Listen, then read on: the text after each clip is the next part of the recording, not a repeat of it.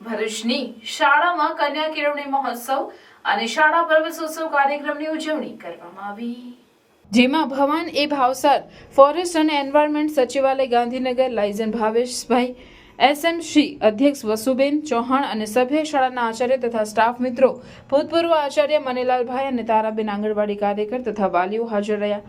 બાલવાટિકા ધોરણ 1 અને આંગણવાડી બાળકોને પ્રવેશ આપવામાં આવ્યો। સાહેબના બિરલા સેલ્યુલોસ તરફથી દફતર, શૈક્ષણિક કીટ, વોટર બેગનું વિતરણ કરવામાં આવ્યું।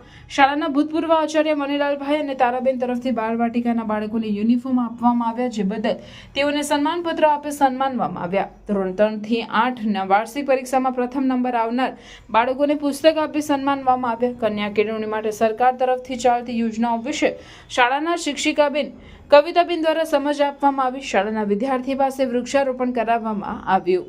આવનાર સાહેબ સાથે એસએમસી મીટિંગ યોજવામાં આવી હતી।